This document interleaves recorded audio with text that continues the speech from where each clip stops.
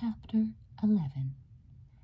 Kay sat in the psychiatrist's office, feeling drained and limp with fatigue. In order to drive up to Hollywood this morning, she had had to scheme as if she were up to something furtive and shameful.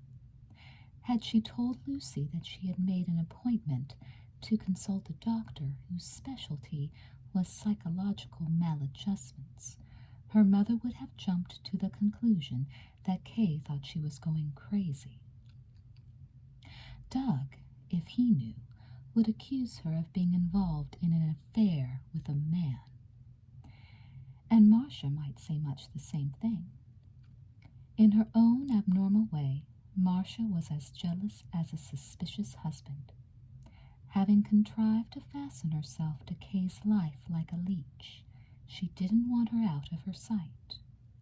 Marcia insisted upon tagging along even on trips to the corner grocery. Marcia's fear was always that Kay was sneaking off for a date with Kinney Collins. Kinney had become an obsession with Marcia. Her pretty face would sharpen with vicious anger when she mentioned him. In one breath she would jeer that Kinney wasn't the kind who wanted to be bothered with women. In the next, she would swear that he was trying to steal Kay away from her. And Kay, driven and desperate by the conflict which raged inside her, would ask herself why she hadn't courage to take action. Why didn't she kick Marcia out of the house, out of her life? Marcia was walking again, as well as ever, except for a slight weakness in her ankle. Her excuse about staying on to redecorate the house was exactly that, an excuse. And if I don't tell her to go, Kay asked herself, why don't I give in? Admit that she was one of the doomed who lacked the strength or the will to fight her own congenital weakness. The psychiatrist's office was carpeted from wall to wall in dull gray. The chairs were upholstered in soft, restful green. 2 copper bowls trailed ivy from a shelf above the wide, shaded window. On his desk in front of the window, one long-stemmed rose in a green vase lifted its velvety reddish-black to the dull-toned ceiling. It was more like a cool, restful, uncluttered living room than a professional office. After sitting quietly for 5 minutes or so, Kay found herself less tense. While she waited for the doctor to come, she lit a cigarette. She smoked it slowly and thoughtfully. She wondered if the expert in personality problems would prove to be as soothing to the mind as his room was to the body. She thought of the way Marcia and Lucy were beginning to clash. Her mother, who thought only in terms of money, had convinced herself that all Marcia was after was free room and board. "If you could see as far as your own nose," Lucy said, "you'd see that she faked that accident, just to get her foot in the door. I've seen her kind before, just a sponger." And, said Lucy, there was no way to get rid of such chiselers except to kick them out. And Marcia said, "Your mother is simply an ignorant, narrow-minded, greedy, domineering woman who has messed up your life. Why do you stand for it? She's strong as a mule. She could get a job and support herself. Why don't you make her do it? Tell her to get out of your house. Why don't you?"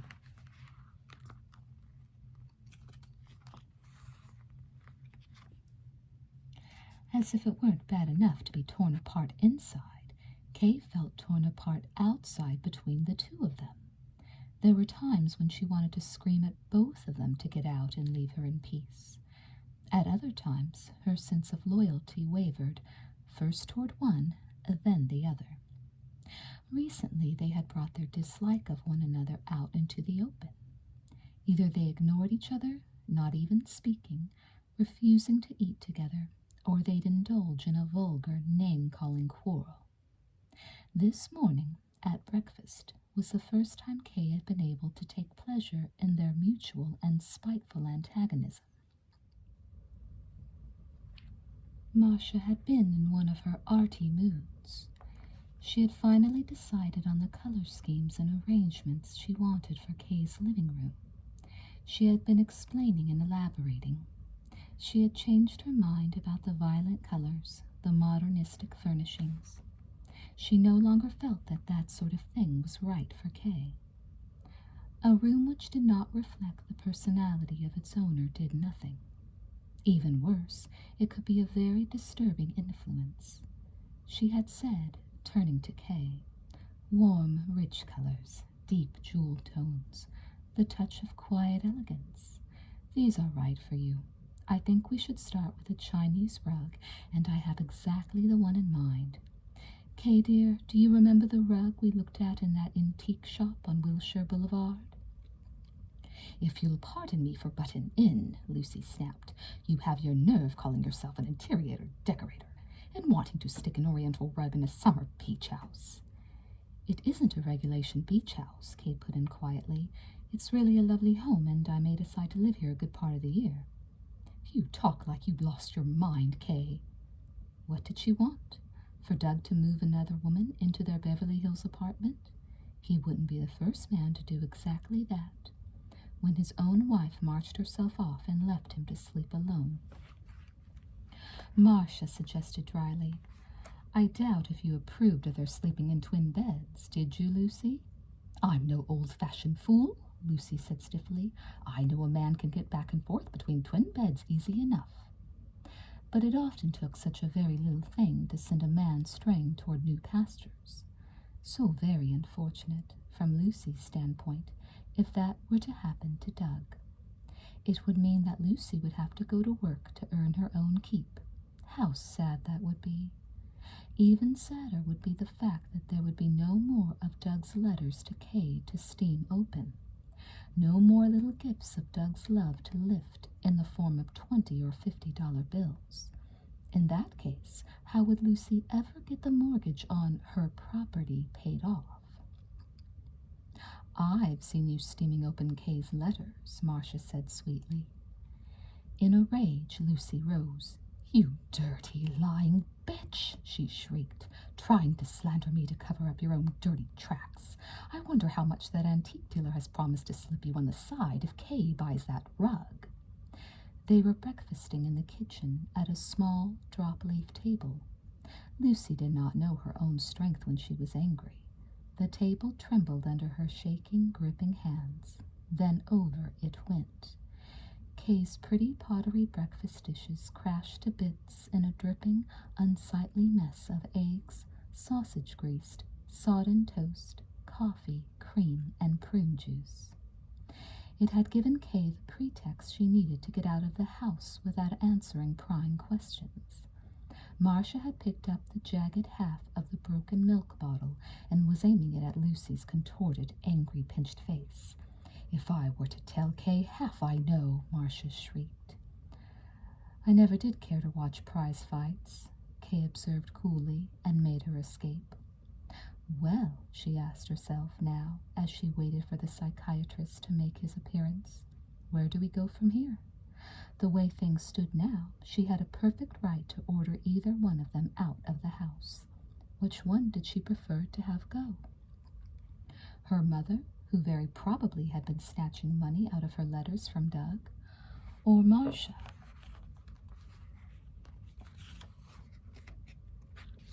Marcia, who, damning weakness, was bent on gnawing relentlessly away at her secret. Good morning, Mrs. Slater. Dr. Dan McArdle came in with a friendly smile, a pleasant voice. He was a thin man of medium height in his early 40s, a sprinkle of gray in his thick, bushy brown hair, his face boyish and his brown eyes alert, extraordinarily brilliant. He wore a navy blue suit, a light blue shirt, and in his hand he had a magazine article from which he proceeded to read Kay a few paragraphs. The article dealt with the raising of roses, when to plant, how to get best results with the bare root plant, how to fertilize, water, supply rose food so as to nourish without burning up the bush, how to experiment with crossing varieties. My roses, Dr. McArdle said, smiling, are my main interest in life. I am telling you that in great confidence, of course. If it ever got out that I give a moment's attention to anything but the perplexities of human nature, I'd be ruined. Have you ever raised roses, Mrs. Slater? Kay shook her head. She understood that he was trying to put her at ease. It was not necessary. She found herself immediately en rapport with this man, and knew that she would not be afraid to tell him everything. Flowers refuse to grow for me. She smiled, asked his permission to smoke, and lit another cigarette. When I plant a seed or a cutting, only one thing ever happens. It dies. I guess I just don't have a green thumb. The doctor frowned over that expression, laying down his magazine article on his oversized, semicircular desk. Do you know one of the troubles with this world, Mrs. Slater? It is too noisy with old wives' tales. I have a friend, a very intelligent man, believe me. Once we were walking together, and a hunchback who was selling newspapers happened to brush against him. Believe it or not, I had to take my friend home and administer a sedative. He was positive the hunchback had put a curse upon him. When he got in a car smash-up a week later, there was no use telling him that it was because he ran through a boulevard stop sign, not to mention driving at a speed of 70 in a 30-mile zone. Oh, no, it was the hunchback. Mrs. Slater, I am sorry to tell you this, but I fear you are another believer in the curse of the hunchback. Oh, no, doctor, I am not a superstitious person, truly. I got a different impression from your confidential letter. Kay flushed a trifle. Perhaps I should not have written so freely on paper, but I had my reason. What was your reason? Sometimes it is easier to write things down than to say them out loud, Doctor. I was afraid I wouldn't be able to talk when I got here unless you already knew what was the matter with me. I doubt if there's a thing the matter with you, Mrs. Slater, except that you refuse to grow up. To take the sting out of the words, he smiled his gentle smile. Do you ever talk to yourself about your own life? Try to do that now. Forget me. He smiled again. I don't want to hear how you felt about eating your oatmeal as a child, or whether you had trouble with regularity. But I would like to hear about your very first experience with a boy. Mind telling me about that? There was a moment's silence. Kay's face became tense. The psychiatrist's probing eyes studied her. Finally she said, But I don't have any experiences to tell about, Doctor. No nice ones, I mean. I never got romantic crushes on boys. Dr. McArdle opened a drawer and took out a tin box of peppermint candies. Here, he said, suck on these while you talk. For your information, I have a very bawdy mind. I like to hear about the girlish experiences that weren't nice. Now go ahead and tell me about yours. Did some little scamp pull down your panties when you were too young to defend yourself? Kay laughed. Then she was very serious as she began to talk. She felt a strange, deep confidence in this man. He could help her if anyone could. But could anyone? Or was it too late? Had it been too late from the hour she was born?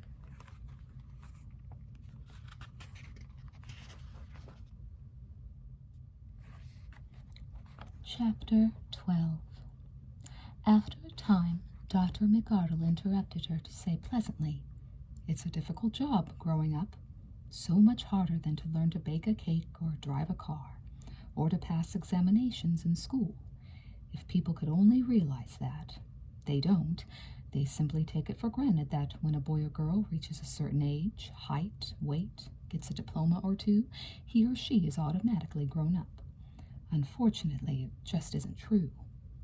He rose to draw a glass of water from the cooler. Kay pretended that she didn't care for any, simply because she was annoyed. The man persisted in talking as if she were a retarded child.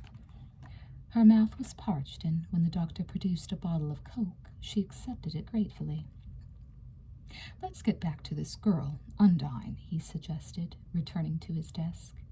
You never saw her again? No, not after that night when I stayed at her house without permission. It was unusual for you to defy your mother's orders? Unusual? Kay laughed very hard. Then she was angrily intense again.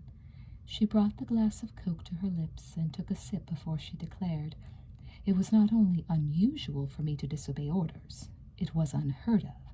I was scared to death of her. Then why this sudden courage on this one occasion, Mrs. Slater?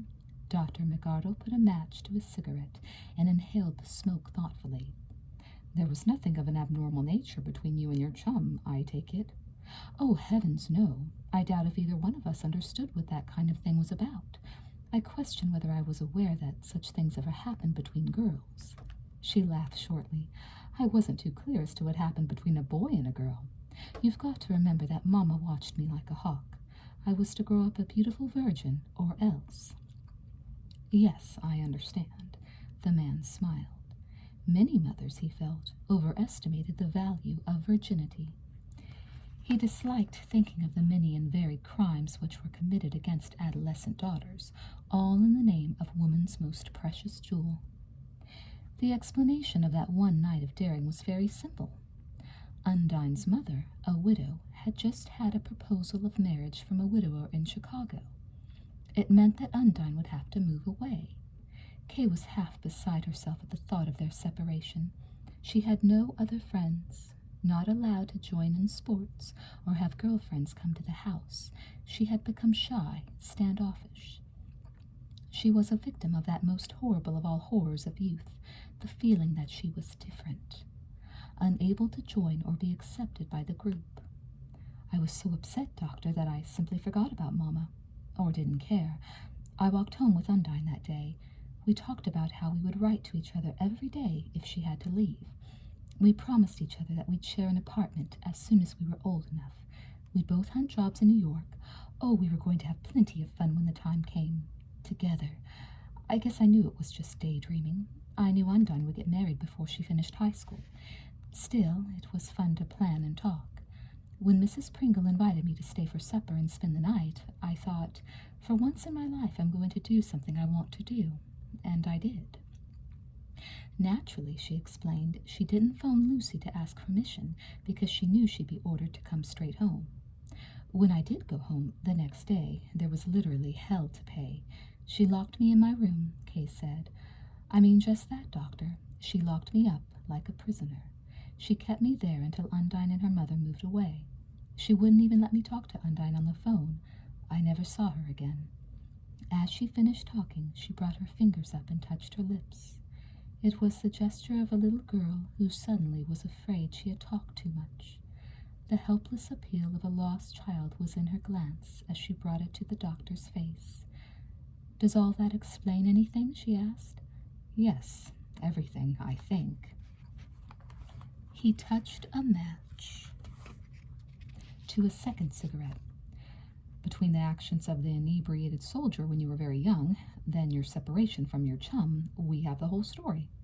That first experience was a psychological shock which left you scared of men. You thought of the soldier as a boogeyman. He haunted your nightmares. Unconsciously, you then labeled all men as boogeymen. No doubt that explains why you never had the usual crushes on school boys. Your devotion to your girl chum was a completely normal phase, of course. The average girl in her early teens becomes deeply attached to some other girl. It's simply a forerunner of the crush she develops a little later for some boy. But I never had a crush on a boy. No, the doctor smiled, shaking his head slowly. That is because you got stuck at 14, and you've never grown beyond it. Please don't be offended, Mrs. Slater. We are not speaking of your mental development. I am not calling you a retarded case. I am referring to your emotional growth. In that sense, you are still a 14-year-old girl. What does that mean exactly? It means that you still long for the close, childish friendship you had with your chum. That was youthful love, and emotionally you still cling to it. You were unable or unwilling to turn your capacity for love to one of the other sex when the time came. You stood still. You are still standing still at the age of 14, and that is what an enormous number of the so-called cases of homosexuality amount to, with both men and women. They are simply people who have remained emotionally at the age of 14. I wish I could understand it all more clearly, Kay said. Are you telling me I am not a born lesbian? The man leaned toward her. Mrs. Slater, I am telling you that there are so few born homosexuals in either sex that it would be laughable. It is the loose, ignorant talk which makes it a tragedy for many people. If only the question could be discussed freely and sensibly. If only people did not immediately becloud the subject in nastiness and dirt. Kay stared at him blankly. Then she laughed. If only it were as simple as you make it sound, Doctor. The way I've always heard it, she said, nature does get mixed up. Lots of times. People born with the body of one sex can go through life behaving as if they belong to the opposite sex, or longing to and trying to hide it. Well, you heard wrong, Dr. McArdle said, bringing his fist down hard on the desk. Mrs. Slater, this is another of the old wives' tales I referred to. It is as unfounded as the superstitious belief that the touch of a hunchback can put a curse on you. When a lesbian, so-called, does not wish to be a woman and be loved by men, there is no biological cause, no organic cause whatsoever. This is agreed upon today by the experts in every branch of medicine. The causes are psychological, and in your case, I should say they are comparatively easy to trace. He smiled again, his pleasant, friendly smile. And of course it is your case we are concerned with. Unfortunately, I cannot give you a prescription for some pills and a money-back guarantee.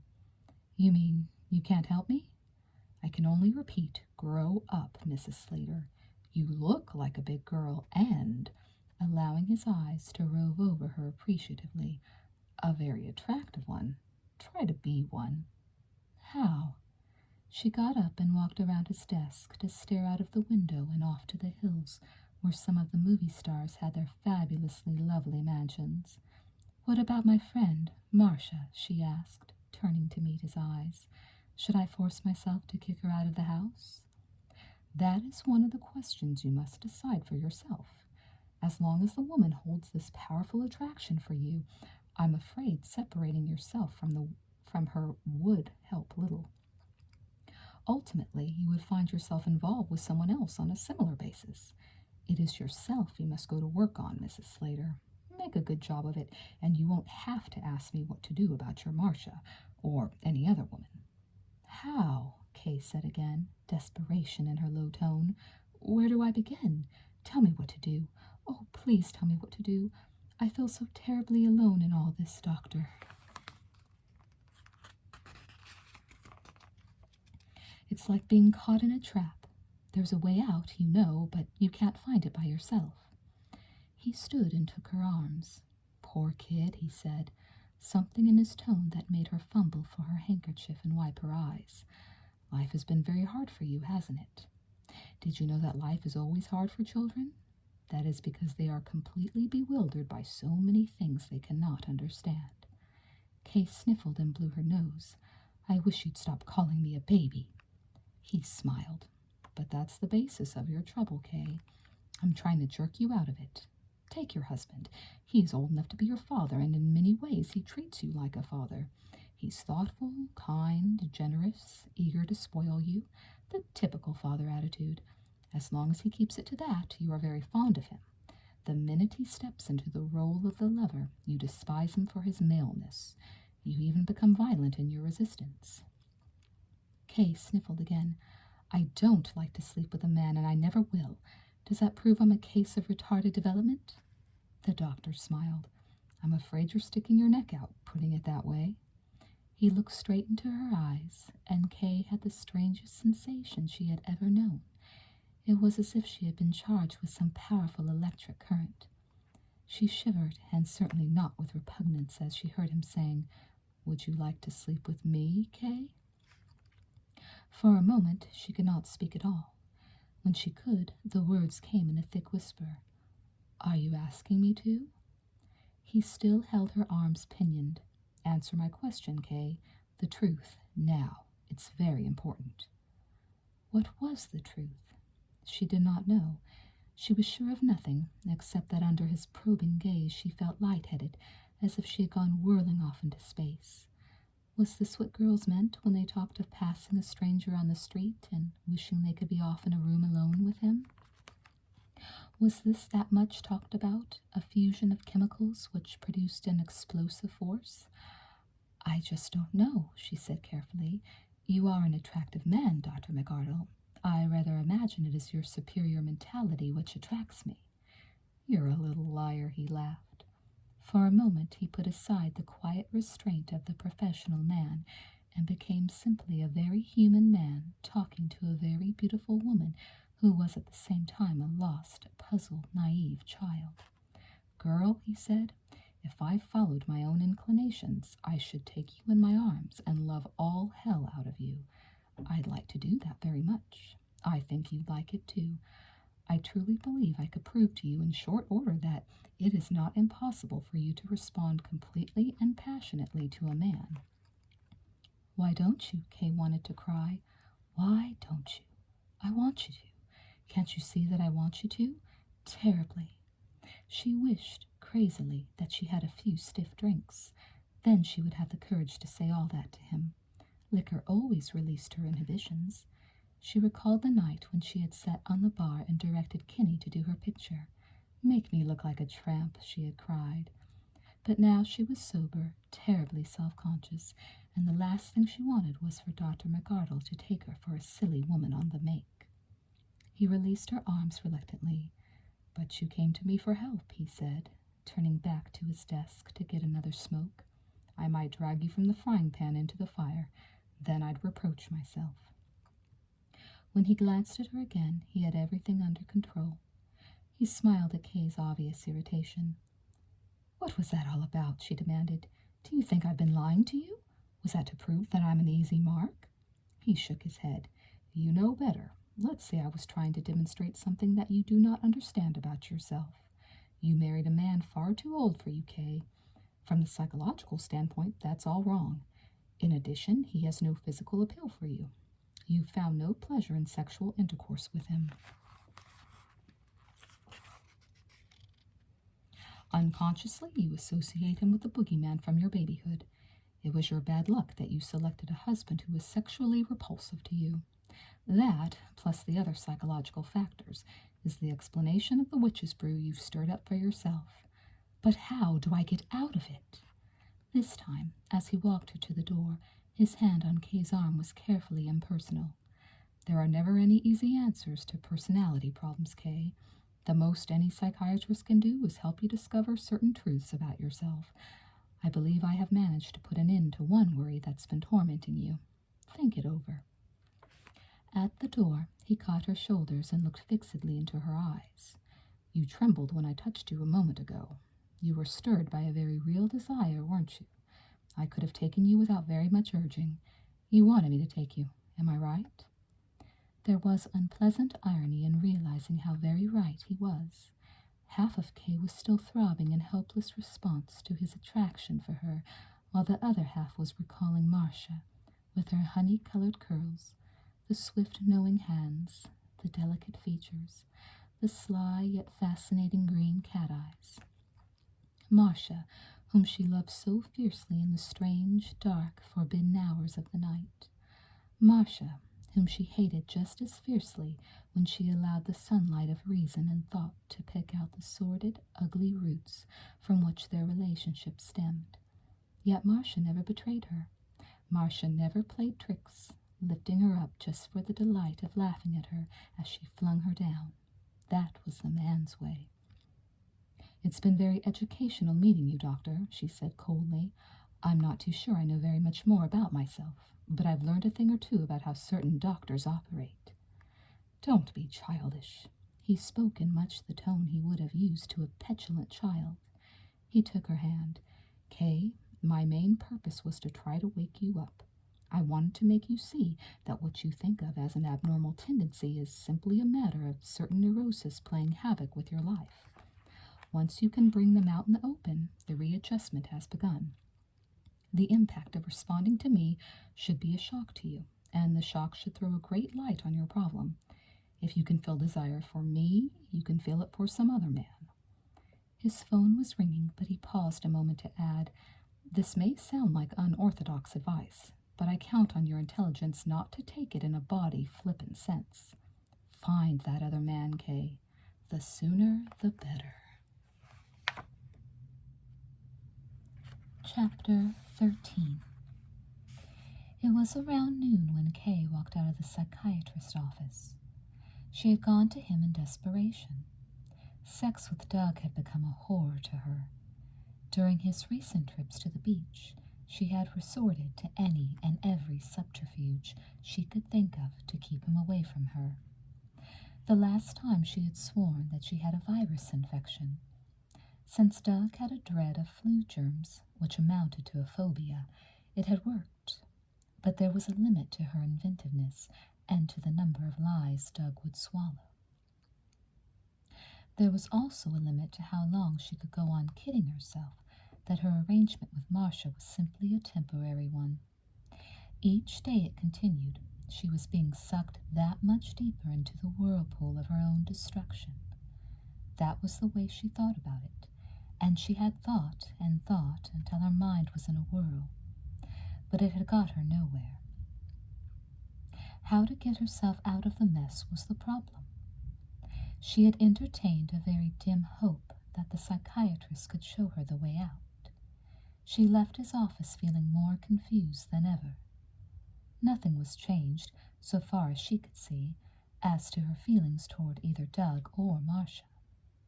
In addition, she had made a fool of herself with the doctor. You can be made if the right man takes hold. That, in essence, was what he had told her. And go hunt yourself another man. Go hunt the highways and byways? Keep experimenting until you find one who has what it takes? The road to salvation is to be a tramp? Very curious advice indeed, and so typical of a man, as Marcia would say. She thought about it as she drove along Hollywood Boulevard and slowed to a stop at Vine, waiting for the red signal to change. Then she thought about those brief seconds of almost unbearable excitement as she stood under his hands and looked into the eyes, not of the doctor, but of the man. I wanted him, terribly. But what did that mean, if anything? Possibly that she had flashes of normalcy.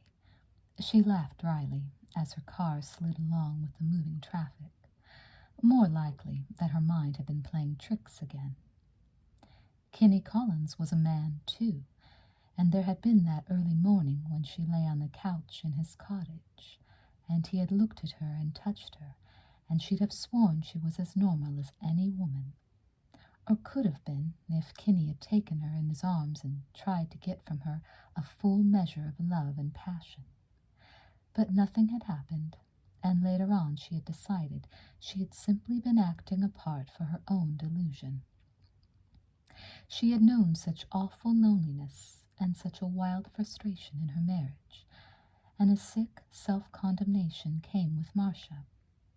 The yearning and the seeking, that first night on the beach, then the yielding in the darkness to something which had seemed sordid and altogether wrong when morning came. She'd have resorted to anything that morning to convince herself that the night had been simply a passing madness. Picked up a Marine, gone to a cheap, shabby motel room with him, displayed her charms for a price, ready to be anything at all, no matter how low down, just to convince herself that she was truly feminine. This fearful yearning to prove herself a woman had been in her mind as she had lain under Kenny's gaze, hoping, praying secretly, that after warming her with coffee and with a little fire on the hearth, he would hold her, warm the woman in her, and bring her alive.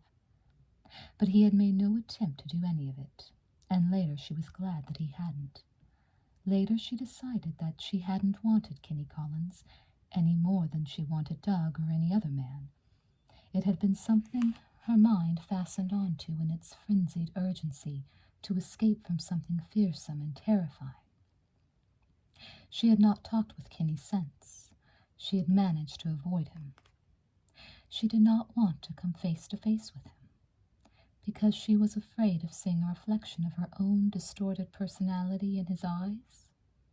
She thought about that now as she left the environs of Los Angeles and saw the ocean shimmering before her as she turned the car into the coast highway.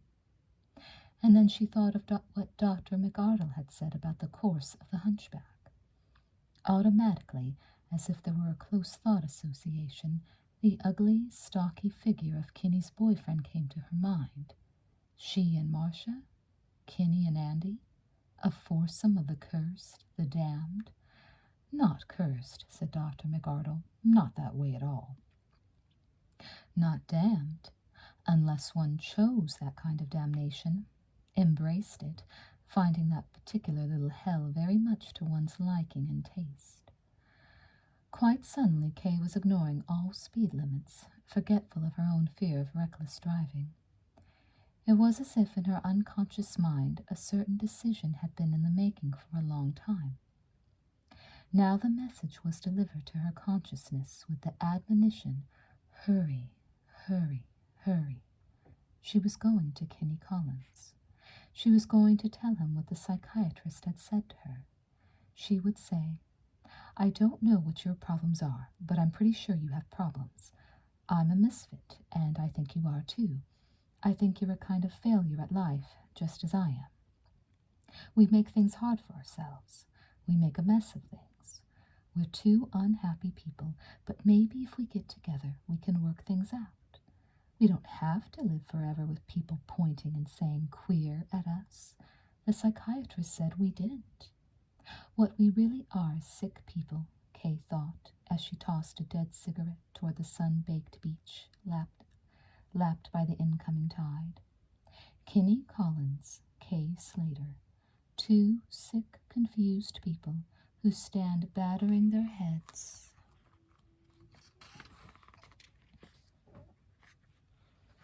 against a wall which shuts them away from the normal people on the other side of the wall.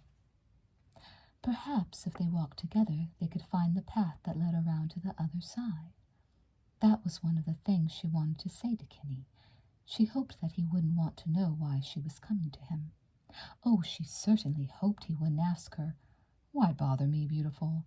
Or remind her, once I sketched her portrait when we were both tight. Once I had a good close-up on the beach, and I'll admit you have a figure that would be hard to beat. As a final touch to our beautiful friendship, one morning you barged in with the shakes, and out of common humanity I gave you coffee. If he were to ask her why she figured that gave her the right to come to him on a little soul-searching project, she couldn't tell him the answer. Because she didn't know the answer. She only knew that it seemed important to go to Kinney. When Kinney opened his door and saw Kay standing there, he merely said, Hello, you got another chill? He looked neither surprised, glad, nor annoyed at seeing her. He had a dead look in his eyes. His voice was toneless. He did not look as if he had been eating too regularly either, Kay thought. He was awfully thin, and that angry scar on his forehead was something new. I see you've gone to work, Kay said.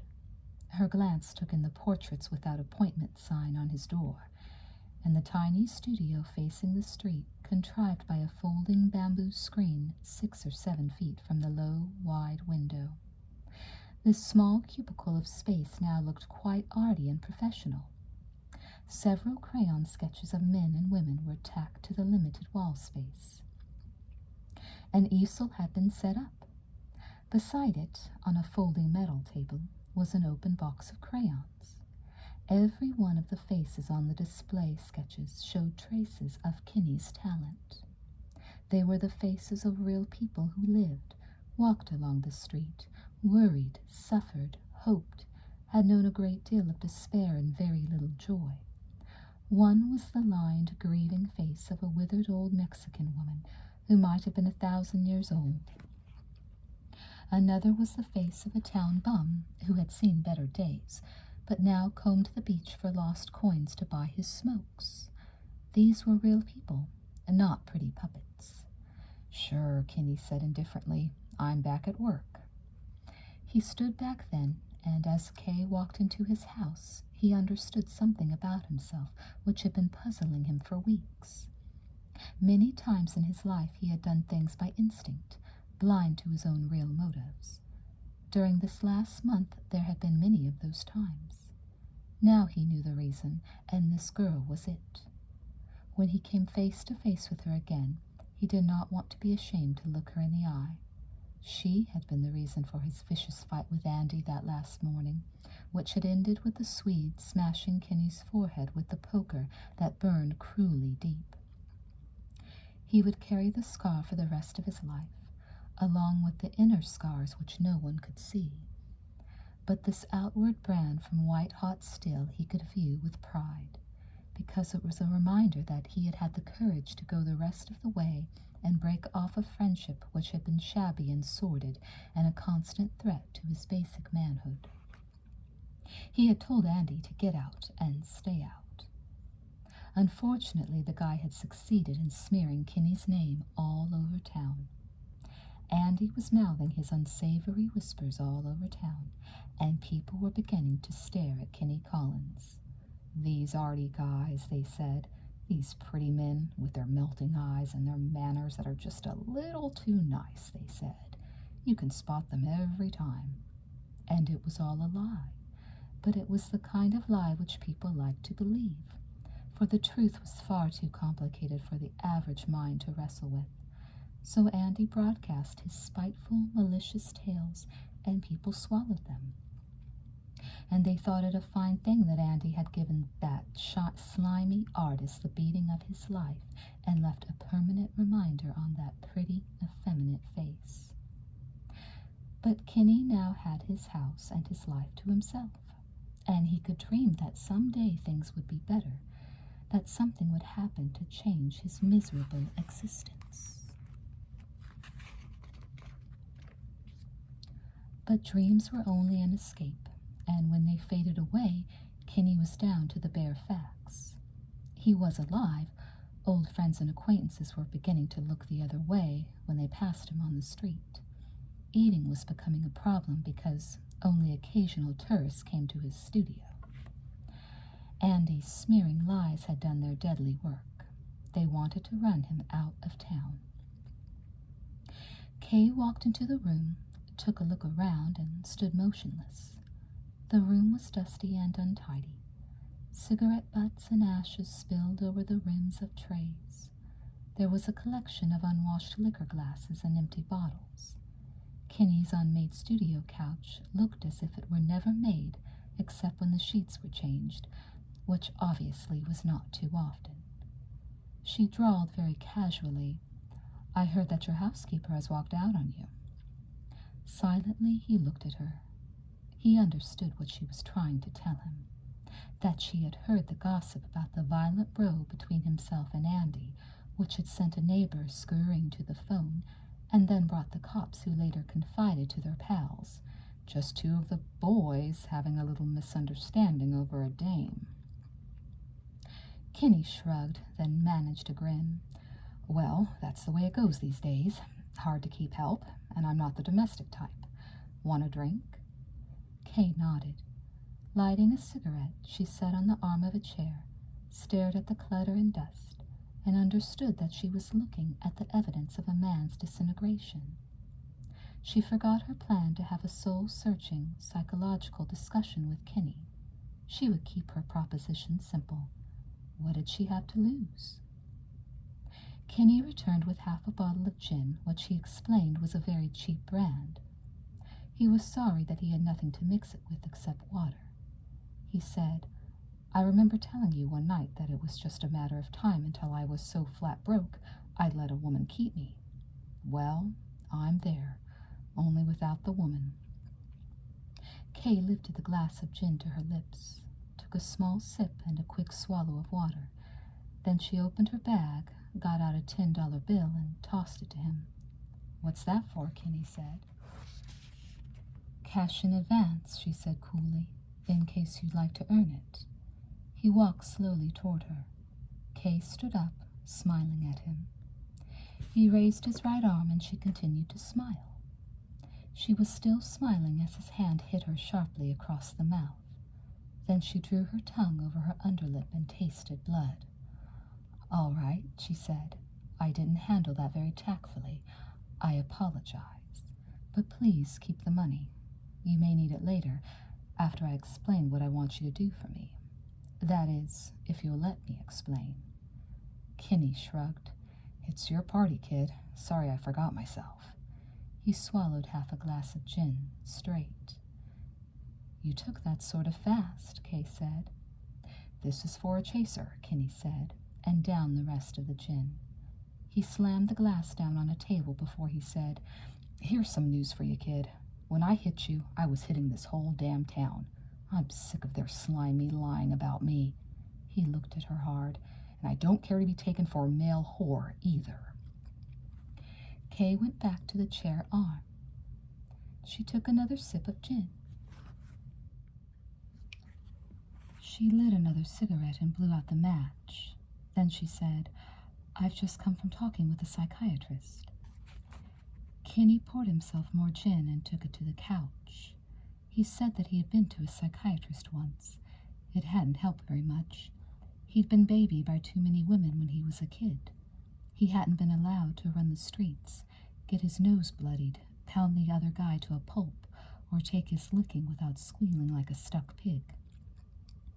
He hadn't been allowed to grow up and accept responsibility. That was what the guy had told him. Well, it was no news to Kinney. Hell, he knew his whole damn family had done their best to make a fancy Dan out of him. He took another slug of gin. "By the way," he inquired, "how's your girlfriend? Love still in bloom?" Kay set her drink aside without finishing it. She got up and went over to the couch and let Kinney have it bluntly. "The psychiatrist said an affair with an attractive man might solve some of my problems." She smiled, teasing her own curiosity as to what Kinney would say. A long hush fell between them. She had no way of guessing what Kinney was thinking. He held his eyes steadily on the few drops of gin in his glass. He paid no attention to Kay. "Are you still with me?" she ventured finally. "Sure, I'm all ears. What else did the guy say?" "He said the sooner I found this man, the better. Well, I don't get around to meet a wide assortment of men, and I'm the timid, retiring type. I'm not sure I'd have the nerve to approach a stranger in a hotel lobby and say, 'Pardon me, mister, but you look like just what the doctor ordered. So would you care to take me up to your room for an hour or so? Because you look like a real doll, and maybe I could go for you.'" There was another interlude of silence before she went on.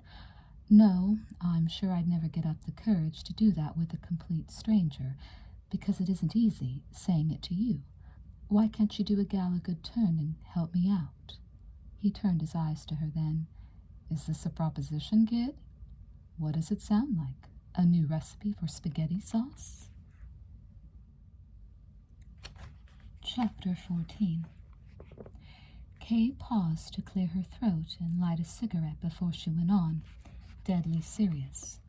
"I hate the words lesbian and homosexual, Kinney. I don't want them following me for the rest of my days. Have fingers pointed, people avoiding me. I'd rather cut my throat and get it over with," she cried with savage passion. "Who wouldn't?" Kinney muttered. The glass he had been holding slipped from his fingers, broke in two. He picked up the pieces, stared at them in his palm, tossed them to a wastebasket. "What are you trying to tell me?" He turned and looked at her. "Is this a roundabout way of saying you've heard the town gossip about me? That bastard lied because I told him to get the hell out. I made my mistake when I teamed up with him to start with.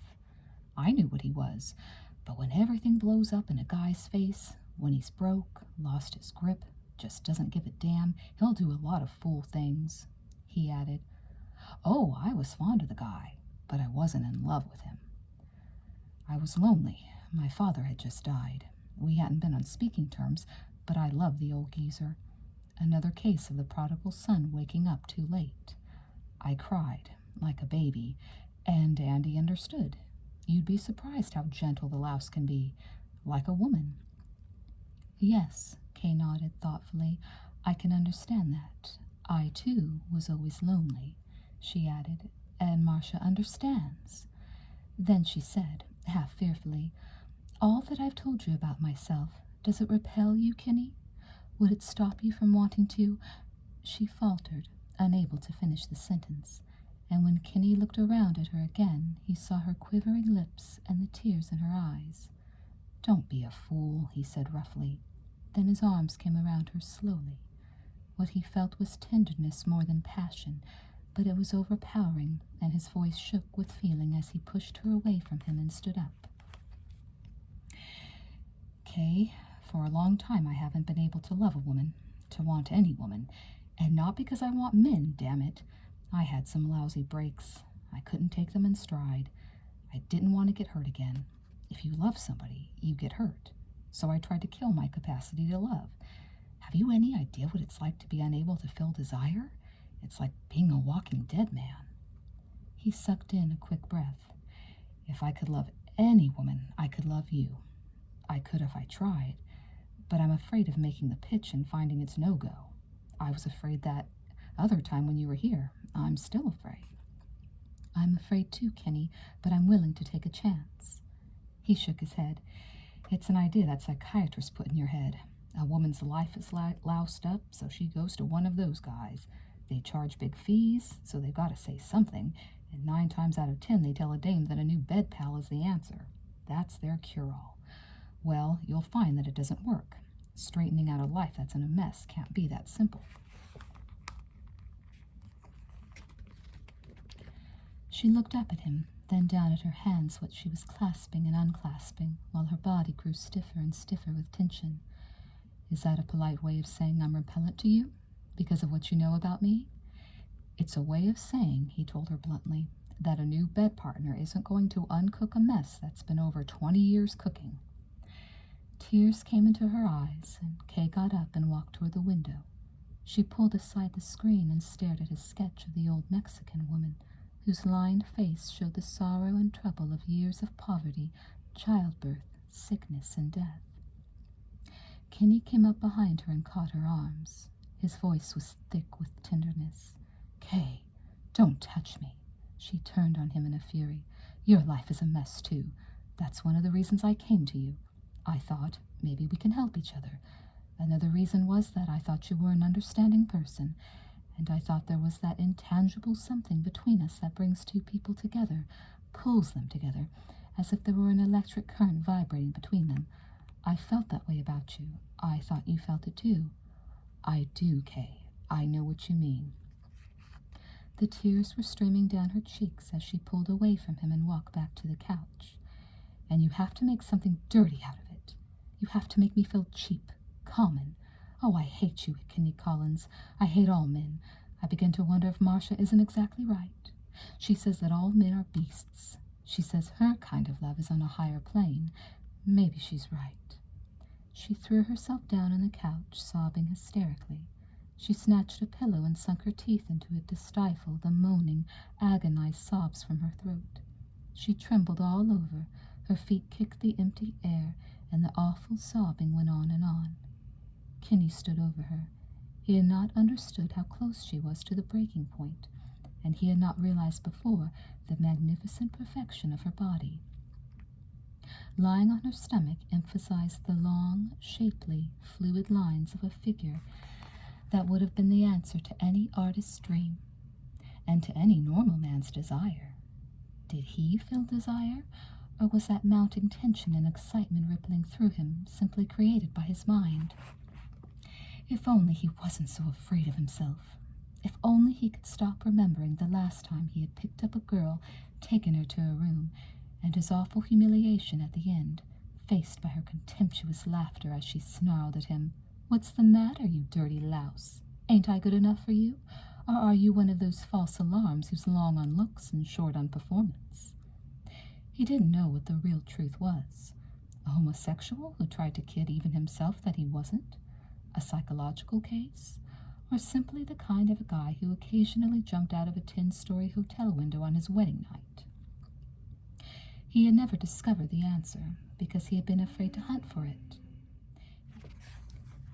He had never picked up another girl, never attempted an affair with another girl. The pickup might have been right the first time. Maybe it was something about her. Her teeth weren't good, and all the cheap perfume in the world couldn't have hid the fact that she wasn't very clean. But suppose that was not the answer. Kay was still sobbing. He leaned over her, put his hand on her shoulder. "Please, Kay, let me alone. You had your say. I wanted to find out something, but you wouldn't help me. Now let me alone." He leaned closer. Again he was engulfed in a wave of overwhelming tenderness.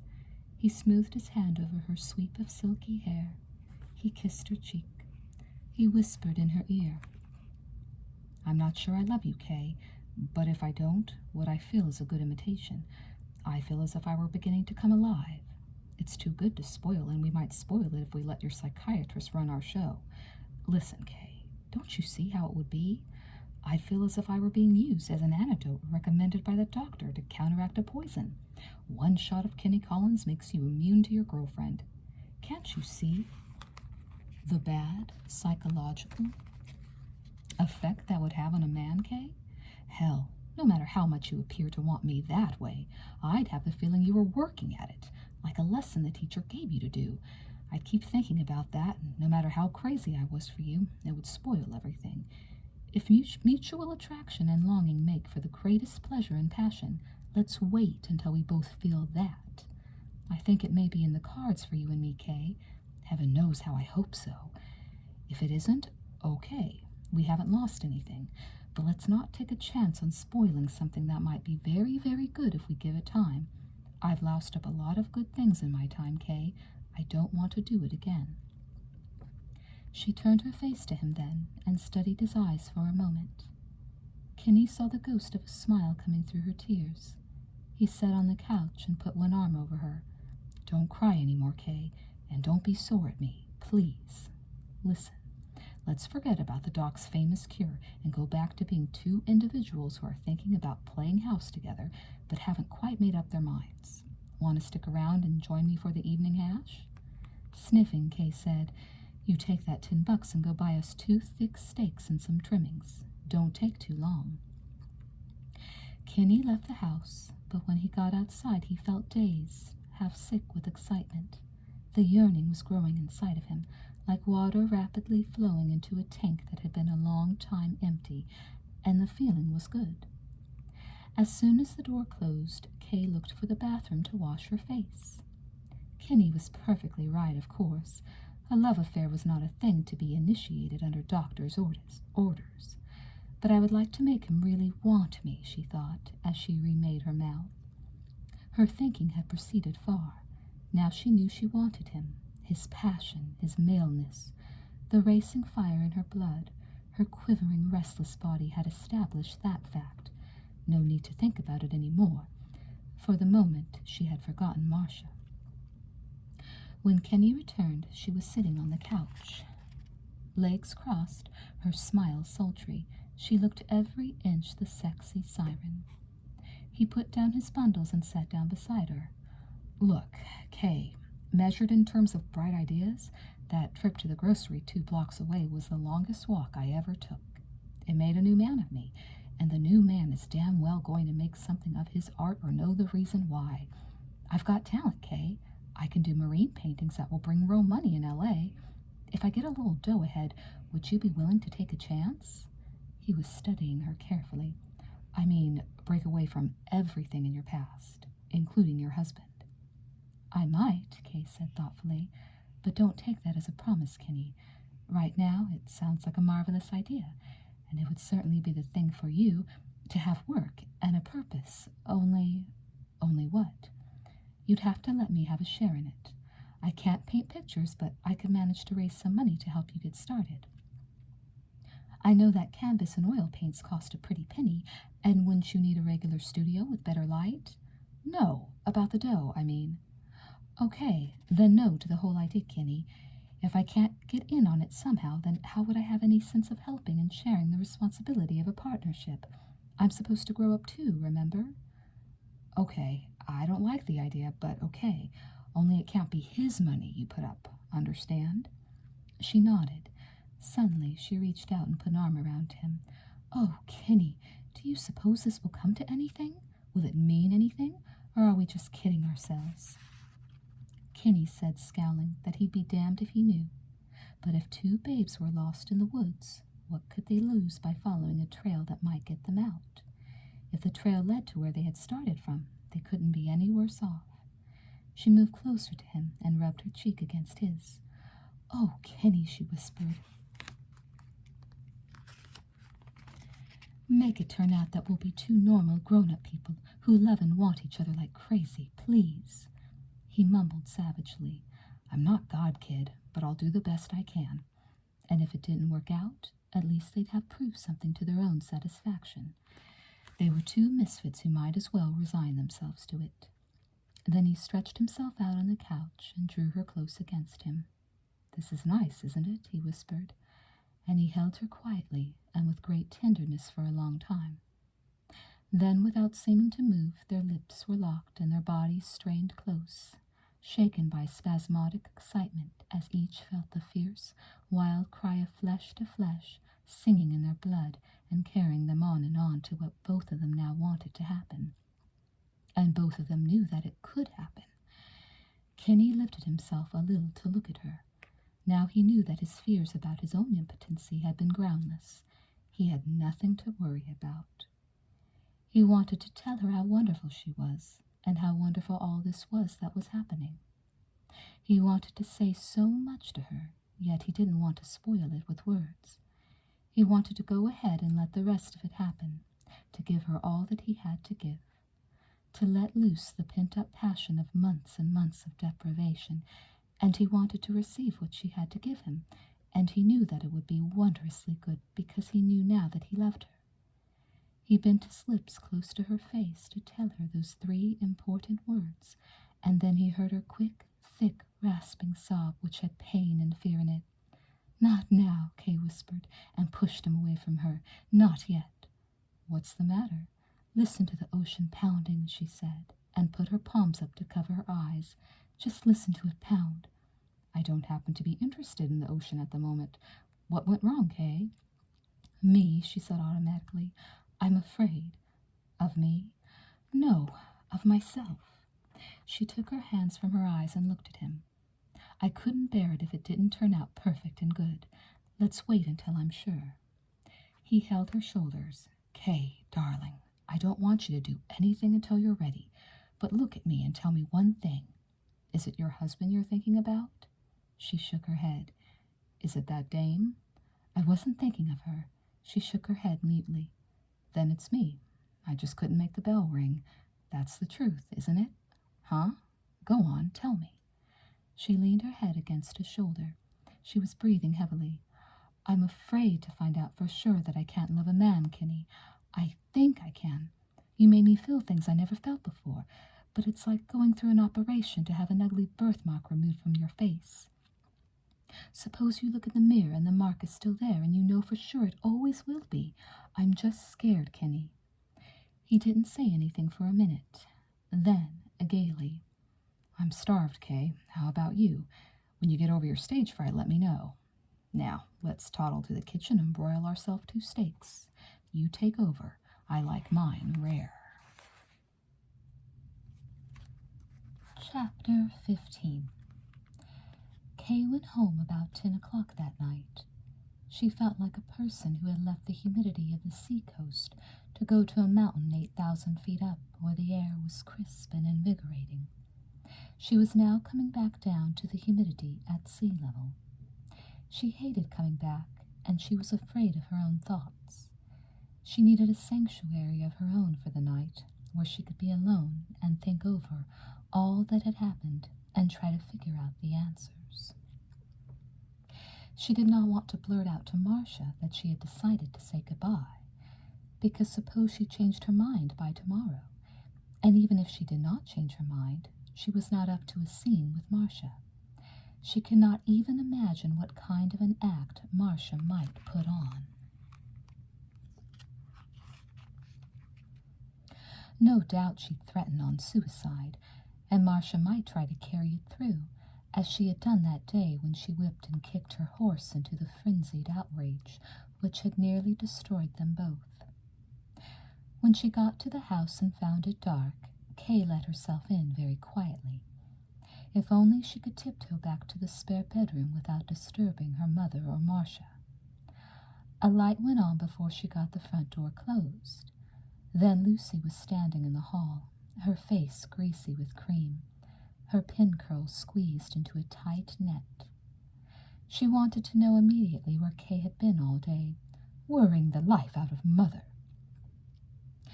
Before Kay could offer an alibi, Lucy was off on another tangent. She wanted to discuss that woman who was sponging off them. "We've got to have this out here and now. I've got to make you see that she's just settled herself down to eat us out of house and home. I hate to carry tales to Doug, but if you won't get rid of her, he's got to be told. It's Doug's money she's living off, and I mean to protect Doug's interests." Lucy was completely sold on her theory that Marcia was after nothing but free room and board, an argument which Kay found extremely amusing. Marcia's close friendship with Kay, her demonstrative kisses and hugs, her incessant flattery of Kay's beauty of face and figure, her small gifts of costume earrings or perfume or a gaudy handkerchief, Lucy interpreted it all as buttering you up to feather her own nest. "And today," Lucy said, in a tone loud enough to wake the dead, "she had the impudence to tell me if anyone got out of this house, it would be me. Me, your own mother who sacrificed the best years of her life to get you where you are today. She'd try to turn you against me. She'd try to turn me out of my own daughter's home like I was a thief. And I want to warn you right here and now, baby, you're not to believe any lies she tells you about me. She's working against me, and she'll tell you any mean, dirty lies she can think up in that scheming little brain. But you're not to believe a word she says." Kay leaned against the doorway leading into the living room. It was horrible now to have to stand and listen to one of Lucy's shrill, uncontrolled outbursts. She had been listening to them her whole life long, and she wondered, in a curiously calm, detached way, if her own twisted personality could have anything to do with her mother's complete lack of emotional balance. Lucy had started shaking her fist to punctuate her remarks. Kay was wondering how much more she could stand tonight when Marcia spoke from an opposite door. "She snitched your diamond and sapphire bracelet today," she told Kay. "You don't have to take my word for it. You'll find that it isn't in your drawer.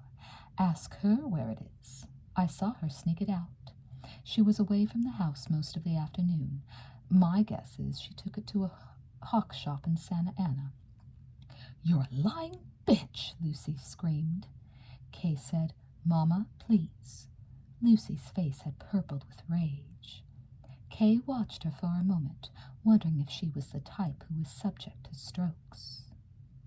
As she walked slowly toward Lucy, she felt like an executioner advancing on his victim and didn't care. If Lucy had made off with that bracelet, which had been a wedding gift from the advertising studio where she had modeled, then that ended a lot of things. The bracelet was the one really valuable possession which she could call her very own. She had never worn it except to a few formal parties, but she had kept it carefully in its satin cradle.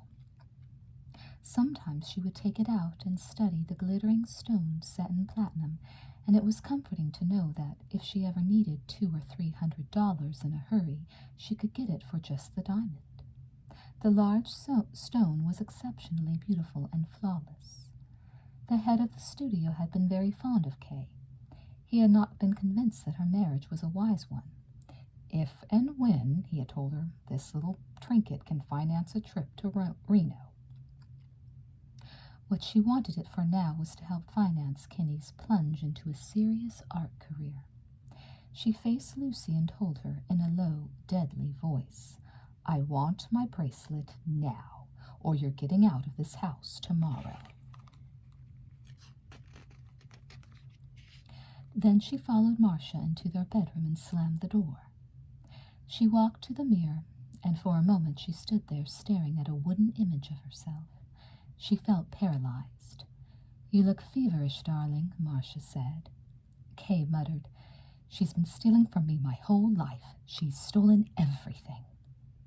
Marcia brought her a small glass of brandy. "Don't make yourself sick, dear. I've known she was snitching things from you. I thought you ought to be told." She tried to put her arm around Kay, who slapped her away. "You let me alone, too." Her eyes were not altogether sane as she wet her mouth with the brandy. The door opened and Lucy stood there looking white and scared. She had removed her upper plate, and her thin, caved-in mouth turned her face old and witch-like. "It wasn't stealing," she whined. "My property needs a new foundation on account of termites, so I just borrowed the bracelet until next month's rents come in. After all I've done for you, sacrificing the best years of my life, I wouldn't think you begrudge me the loan of something you never wear anyway." Kay turned and stared at her, and her mother flinched from the cold, deadly look in those eyes. She took a step toward her daughter, her thin arms held out in appeal. "Don't look at your own mother like you hated me. I told you this awful woman would try to make trouble between us. Between you and your mother, who's always loved you more than her own life. Don't come near me. You don't know what the word love means. Get out of my room. Tomorrow, get out of this house. I mean it." Lucy staggered back as if she'd been struck, but she wouldn't leave the room. She kept whining and moaning. "It ain't true. My own little girl putting me out of her home, just because I borrowed a little trinket so's not to lose the property I'm counting on to keep me in my old age. Begrudging me the loan of a bracelet after I've spent the last 20 years living for you." Kay took another sip of brandy. Her feeling of paralysis was beginning to pass. The hot lava of the most awful anger she had ever known was pushing up inside her, making her feel giddy and ill and completely unable to control the bitter words which rushed to her shaking lips. "Robbing my life of everything I wanted and had a right to? Is that what you mean by all you've done for me? Tying me on a leash like an animal you were training when I wanted to be a normal kid? A kid wants fun, but you wouldn't let me have any fun. No running wild with the other kids, not for me. No roller skates, no sled, no bike, no parties, no boys. I had a right to all of them. You robbed me of them. And when I found one friend I loved, you wouldn't even let me have that." Her voice rose to an hysterical pitch as she advanced toward Lucy. In a wild frenzy, she kicked at a shoe with a spike heel, then picked it up and lifted it. "You stole my whole youth, and I can't ever get it back. You made me into something queer and twisted, and maybe I'll never be like other people. The hell with giving back my bracelet. Can you give me back the fun and happiness and youth and normal living you stole away from me? Can you, damn you?" She hurled the slipper in her blind, savage rage at the crime which had been committed against her life. It did no damage, except to knock a little varnish from the hastily closed door as a trembling Lucy withdrew. With an anguished sob, Kay ran to the bed. She was half crazy, choked, smothered with the torment inside her. It was as if she were suddenly called upon to live over her whole life in the space of a few moments. She now felt an accumulation of every childish disappointment and frustration, every despair, every tear she had shed over being denied some childish pleasure, every second of the terrible heartbreak she had known when she was kept away from Undine. My life stopped right there, she thought, before she remembered with a shock that that was exactly what Dr. McArdle had told her. But what good did that do, just to know it? She turned over on her back, her eyes still closed. She had forgotten that Marcia was in the room. Kinney was coming back to her mind now, in a kind of half-conscious dream.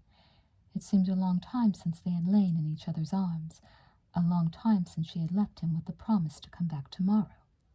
She had meant to raise money with the bracelet to help Kinney rent a suitable studio. She possessed nothing else of value except what Doug had given her. Use Doug's gifts to finance another man? Oh, no, better forget the whole thing. Maybe that was what the loss of the bracelet meant. Better forget. You're jinxed, and there's nothing you can do about it.